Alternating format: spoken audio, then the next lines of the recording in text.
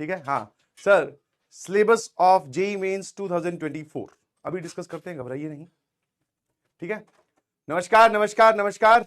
तो आज हम बात करने वाले हैं इनवर्स ट्रिग्नोमेट्रिक फंक्शंस के लेक्चर नंबर 4 की, and most probably today is the last lecture of ITF. ठीक है, तो इससे पहले कि हम आगे बढ़ें, तो एनटीए ने अपने साइट पर सिलेबस अपलोड किया है, the latest syllabus for JEE mains 2024। ठीक है ना।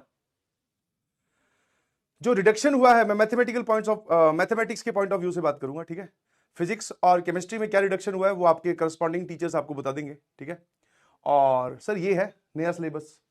तो इसमें जो टॉपिक हटे हैं, मतलब जो लाइन उन्होंने हटा दी, जैसे एक जो टॉपिक होता था that is principal of mathematical induction, जो ऑलरेडी पहले से हटा हुआ ही था। हटा हुआ मतलब कि सर उससे कभी सवाल पूछा नहीं जाता था, तो वो अब कंप्लीटली हटा दिया गया है। पॉइंट नंबर 1 आप चाहो तो नोट कर लो। ठीक है ना। ठीक है, उसके बाद में ट्रिग्नोमेट्री में ही जैसे एनसीईआरटी क्या करती है, हाइट एंड डिस्टेंस जो है वो अलग से कोई टॉपिक नहीं है, उसको ट्रिग्नोमेट्री का सवाल बनाकर पूछा जाता है। तो एक छोटी सी लाइन लिखी हुई थी कि हाइट एंड डिस्टेंस प्रॉब्लम्स भी आती हैं, अब वो हाइट एंड डिस्टेंस वाली बात भी उन्होंने हटा दी है। ठीक है ना। दूसरा जो एक इंपॉर्टेंट चैप्टर था हमारे लिए और जो एक स्कोरिंग पॉइंट ऑफ व्यू से था कि सर एक सवाल हम उसका हमेशा सही कर सकते हैं, आसान सा सवाल आता है, that is chapter mathematical reasoning, तो वो हट गया है। ठीक है, और मैथमेटिकल रीजनिंग सर हमने पढ़ लिया है। ठीक है, तो कोई बात नहीं। ठीक है, कोई नुकसान नहीं हुआ। अगर सवाल आएगा तो हम निपटा देंगे, नहीं आएगा तो ठीक है sir, we already covered that. तो प्रिंसिपल ऑफ मैथमेटिकल इंडक्शन जो पहले से हटा हुआ था, मैं आपको समझा चुका हूं पहले से कैसे हटा हुआ था, उससे सवाल नहीं पूछे जाते थे। जेई मेंस में भी नहीं आते थे, जेई एडवांस में भी नहीं आते थे। I am talking about JEE mains, ध्यान रखिएगा प्लीज।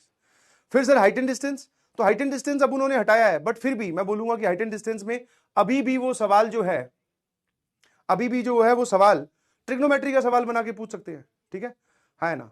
तो हाइट एंड डिस्टेंस वैसे हट गया है, बट आपकी नजर में रहना चाहिए, आसान सा टॉपिक है। और नेक्स्ट इज मैथमेटिकल रीजनिंग, हाँ ये हमने पढ़ लिया, ये वो बोल रहे हैं कि उन्होंने हटा दिया है। ठीक है, तो ये जो सिलेबस है ये आपके पास में अपडेटेड सिलेबस है, आज वाली स्लाइड पे मैं ये अटैच रखूंगा। ठीक है ना, ये आपके पास में अपडेटेड सिलेबस है सारा का सारा, देख लीजिए आराम से। ठीक है, हाँ ट्रिग्नोमेट्री में सारा इनवर्स ट्रिग्नोमेट्रिकल फंक्शंस हैं एंड देयर प्रॉपर्टीज है, हाइट एंड डिस्टेंस यहां पे गायब कर दिया इन्होंने। ठीक है जी, चलिए, तो ये सारा का सारा आपके सामने अपडेटेड सिलेबस है। अब और आगे बढ़ें कि और क्या क्या हटाया है स्पेसिफिकली अंदर जाकर, तो जैसे सीक्वेंस एंड सीरीज में से उन्होंने एचपी जो लिखा होता था, हार्मोनिक प्रोग्रेशन, वो हटा दिया है। बाइनोमियल थ्योरम, हार्मोनिक प्रोग्रेशन हमने पढ़ लिया, सीक्वेंस एंड सीरीज कंप्लीट हो चुका है।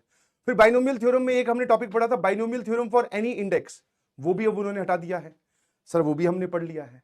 ठीक है ना। फिर बात आती है sir that is complex number में रोटेशन ऑफ कॉम्प्लेक्स नंबर, वो उन्होंने हटा दिया, अभी हमने कॉम्प्लेक्स नंबर नहीं पढ़ा है, उन्होंने हटा दिया है, बट सर हम वो रोटेशन ऑफ कॉम्प्लेक्स नंबर भी पढ़ेंगे। क्यों? क्योंकि जी एडवांस में सवाल आ सकता है, समझे कि नहीं समझे, है ना। कुछ लोग बोल रहे हैं AGP is also removed, let me check. AMGM, हाँ इसमें एजीपी भी नहीं लिखा हुआ है, बिल्कुल सही। ठीक है, एजीपी भी नहीं लिखा हुआ है, एजीपी भी हट गया है, बहुत बढ़िया। ठीक है जी, तो जो आपको मेजर चेंजेस दिख रहे हैं, ठीक है, जो मेजर चेंजेस हैं वो mathematical reasoning, height and distance, mathematical induction और फंक्शन चैप्टर जो हमने अभी खत्म किया है, पिछला ही चैप्टर था, उसमें से inverse functions and periodic functions वो हटा दिया है, रोटेशन ऑफ कॉम्प्लेक्स नंबर हटा दिया है, binomial theorem for any index हटा दिया है, हार्मोनिक प्रोग्रेशन हटा दिया है, एजीपी हटा दिया है, वीटीपी एसटीपी बिल्कुल सही, प्लेन की इक्वेशन इन 3D बिल्कुल सही। 3D वाला कहां पर है भाई, पीछे तो नहीं रह गया कहीं, नहीं, आ जाइए देखिए ध्यान से, ये तो कोऑर्डिनेट ज्योमेट्री है, ये सारा है। ठीक है, वेक्टर अलजेब्रा में आप ध्यान से देखोगे तो scalar product, vector product, VTP STP वो सारे हटा दिए हैं। ठीक है, और 3D में अगर आप ध्यान से देखोगे, 3D डायमेंशन में, तो coordinate of A point in A space, distance between two point, section formula, direction ratio, direction cosine, angle between two intersecting lines, skew lines, shortest distance between them and the equation and it's equation of line, मतलब plane से related सारी चीजें उन्होंने हटा दी है। Plane ना यहां पर है ना यहां पर है, कोई बात नहीं, आपने पढ़ लिया है पॉइंट नंबर 1 और आपको पढ़ना भी है पॉइंट नंबर 2। तो हमारे लिए सर ऐसे तो कोई चेंजेस आए नहीं, पढ़ना क्यों है, क्योंकि सर जेई एडवांस का सिलेबस नहीं है, ये जेई मेंस का सिलेबस है। क्या मेरी बात समझ में आती है ना।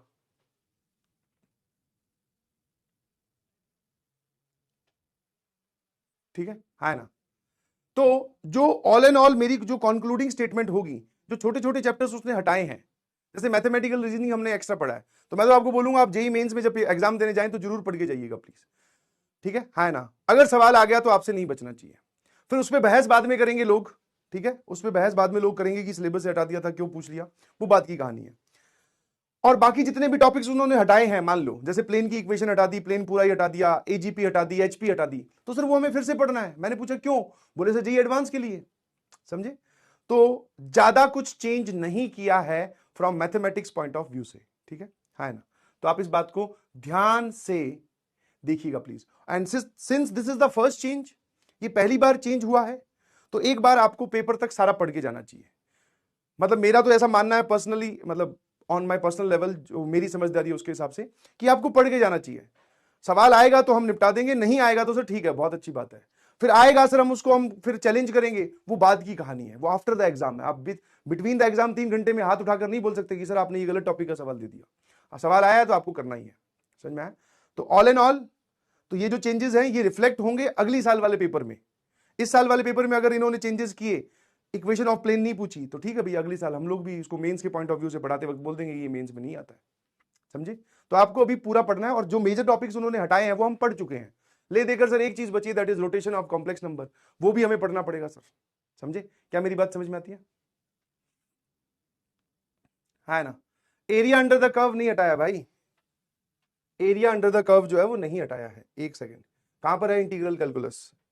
एक जगह इंटीग्रल कैलकुलस लिखी होगी, ये देख, determining the area of the reason bounded by simple curves in the standard form. अगर आप इसको ध्यान से देखोगे ना, तो ये बहुत ही मतलब सिलेबस अगर आप टॉपिक वाइज पढ़ो या पॉइंट वाइज पढ़ो तो बहुत ही आसान सा सिलेबस लगता है। समझ में आया? बट सवाल वो इधर उधर से भी पूछते हैं। तो जो लोग लिख रहे हैं एरिया अंडर द कर्व, कहां हटाया है? ये तो रहा। हाँ, आपको यहां नहीं दिख रहा कि sir area under the curve लिखा हुआ है। समझ में आया? हाँ, ठीक है। अब कोऑर्डिनेट ज्योमेट्री में जैसे टेंजेंट की एक बात निकल के आ रही है, टेंजेंट वाला शब्द ही उन्होंने हटा दिया कहीं से शायद। कहां पर है कोऑर्डिनेट ज्योमेट्री? हाँ, हीरा सर। कॉनिक सेक्शन में ये देखो, general equation, its radius, and points of the diameter points, और ये फिर उसके बाद में क्या बोला है? Equation of conic section, parabola, ellipse and hyperbola in standard forms. बस खत्म। तो इसका मतलब ये नहीं है कि वो टेंजेंट पे सवाल नहीं पूछेंगे, पूछ सकते हैं। और ये अगर आपने हटाया हुआ मान भी रहे हो तो वो भैया आप पढ़ चुके हो। तो मैं आपको फिर से कंक्लूडिंग स्टेटमेंट बोल रहा हूं भैया, please do not take this seriously.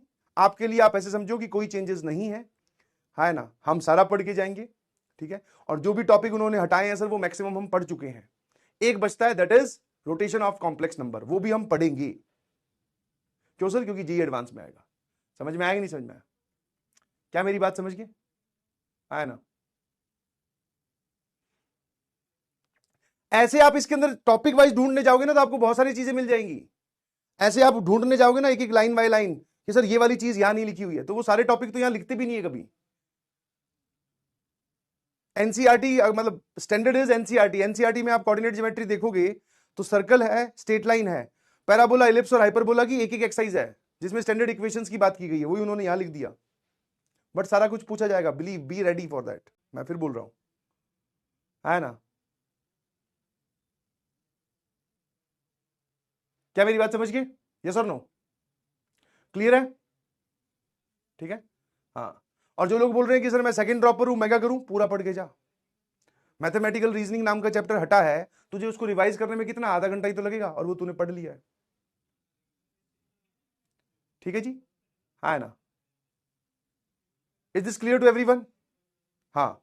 और सर हम इस पूरे सिलेबस पे मतलब हम लोग रिलाई तब करेंगे, आपके पास तो मौका भी नहीं है रिलाई करने का, जब एक बार जेईई मेंस 2024 का पेपर हो जाएगा, उसके सवाल देख लेंगे। समझ में आया? आपके पास तो मौका भी नहीं है, आप तो जेईई मेंस 2024 का ही आपका फाइनल है सर। समझे? फर्स्ट अटेम्प्ट तक आप सारा पढ़ के जाओ।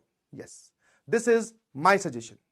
अब बाकी आप लोग समझदार हैं क्योंकि आपको अपना डिसीजन भी लेना होता है। सर उन जेईई मेंस ने खुद बोला है कि हटा दो, तो सर हम भी हटा देते हैं। और जितने भी टॉपिक उन्होंने हटाए हैं वो सारे के सारे एडवांस में पूछे जाएंगे, बिंदास तरीके से, धमाधम तरीके से। तो ना पढ़ने का तो सवाल ही पता नहीं होता। यस और नो? है ना? बिल्कुल सही। तो आई होप एक बार देख लीजिएगा, ये वाला जो सिलेबस है ये मैं अटैच रखूंगा इसी स्लाइड में, ठीक है। 1 2 3 4 5, बट मैं इसको बोलूंगा सीरियसली मत लेना। समझ में? सीरियसली मतलब कि आप यहां पे टॉपिक वाइज पढ़ने जाओ कि अरे यार ये वाला टॉपिक तो है ही नहीं, ठीक है, एक पॉइंट की एक प्लेन से डिस्टेंस तो है ही नहीं, लिखा ही नहीं हुआ, तो मतलब नहीं पढ़ेंगे। बाय डिफॉल्ट आप पुराना सिलेबस भी उठा के देखोगे, उसमें भी जो वहां पे लिखे होते हैं, जैसे यहां पे जो टॉपिक्स लिखे हुए हैं वो कम ही होते हैं, ज्यादा पढ़ाया जाता है, क्योंकि वो आईआईटी वाले पूछते हैं इसलिए। क्लियर? बिल्कुल सही। कुछ नहीं छोड़ेंगे इज द बेस्ट एटीट्यूड, क्योंकि भैया अगर आप कुछ छोड़ के गए, सवाल आ गया, तो फिर आप किसके पास जाओगे, मुझे ये नहीं समझ में आ रहा। और कोर्ट कचहरी का भैया लंबा चक्कर है, समझ में आया? तुम सोच रहे हो कि सर हम तो बात कर लेंगे एक बार गवर्नमेंट से, तो वो तुम्हारी इच्छा है। मैं तो तुम्हें अपना एक्सपीरियंस बता चुका हूं कि आपको क्या करना चाहिए इस सिचुएशन में, है ना? हाँ, रिलेशन एंड फंक्शन का बेटा उन्होंने इनवर्स वाला part, inverse functions, periodic functions, वो हटा दिया। कोई बात नहीं, आप बिल्कुल मत घबराइए। चलिए जी स्टार्ट करें आज की कहानी।